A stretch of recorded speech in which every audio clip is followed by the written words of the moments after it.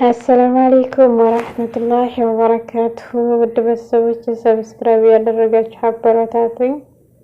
እናቴ ኑሪልኝ እማዬ፣ አንቺ ውድ እናቴ መሰረቴ የሆንሽው ለእድገት ለህይወቴ።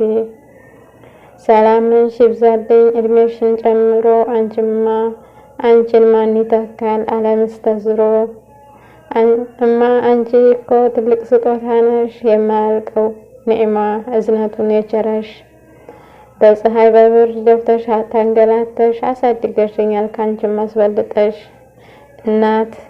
እናቴ እማ በጣም ናፍቀሽኛል፣ ስተኛ ስቀመጥ ሐሳብ ሆነሽኛል።